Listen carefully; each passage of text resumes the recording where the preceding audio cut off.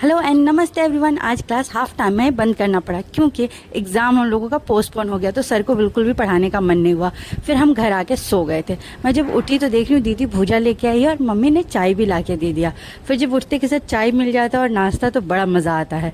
उसके बाद थोड़ी देर में अद्दू आ गई थी, तो अद्दू के बाल बहुत ज़्यादा बिखरे हुए थे, तो मैंने सोचा कुछ ऐसा चोटी किया जाए जिसकी वजह से इसके बाल सारे ऊपर की तरफ कवर हो जाए, ताकि इसको गर्दन में हवा लगे, क्योंकि गर्मी तो बहुत ज़्यादा कर रही है। और आप बताइए ये चोटी कैसी लग रही है? दिखने में बहुत सिंपल लग रही है, पर ये बहुत ही यूनिक और स्टाइलिश तरीके से करने का मैंने सोचा। फिर अद्दू के साथ थोड़ी देर मैंने एंजॉय करा। अद्दू थैंक यू ने बोला मुझे अपनी चोटी के लिए। अद्दू बहुत प्यार से थैंक यू बोलती है। फिर अद्दू ने आप सबको बाय बोला, क्योंकि ये बिल्कुल डिस्टर्ब नहीं होना चाह रही थी खेलते खेलते, और मैं इसके सामने कैमरा ला रही थी बार बार, तो इसने कैमरा को बाय करा। उसके बाद ये खेलना शुरू की, और अब ये थोड़े बहुत काम भी सुन लेती है। काम इन द सेंस कि इसको बोलो क्लचर ला दो बाबू, तो ये ला के दे देती है। देखिए दीदी को क्लचर ला के दे दी 2 बार।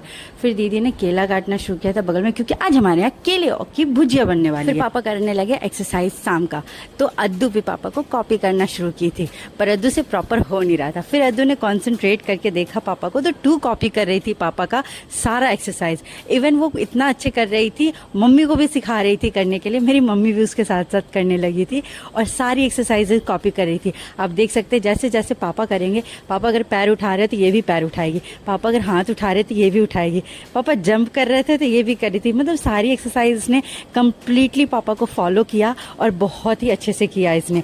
फिर ये थक गई थी बेचारी, क्योंकि ये बच्ची है, तो इसे हम लोगों ने बोला ठीक है अब बैठ जाओ बाबू मत करो, तब इसने रोका। फिर मैं शाम में निकली थी आज अकेले कुछ खाने के लिए, तो मंदिर चली गई थोड़ा देर प्रणाम करने के लिए, क्योंकि मन को थोड़ा शांति चाहिए था। माता रानी भोलेनाथ और बजरंगबली से मिली, और फिर मैं चली गई सगना मोड़। सगना मोड़ आज पहली बार मैं बहुत दिनों बाद अकेले आई हूँ। सूर्या नहीं था तो मुझे खुद ही आना पड़ा, क्योंकि भूख बहुत जोर की लगी थी और घर में कुछ खाने का मन नहीं किया। तो मैं आ गई थी तंदूरी मोमोज खाने के लिए। इतनी गर्मी में भी मोमोज हम जैसे लोग ही खा सकते हैं, क्योंकि बहुत ही ज़्यादा गर्मी किया हुआ था और सगना मोड़ पे हमेशा भीड़ रहता है। Thank you for watching guys, मिलते हैं अगले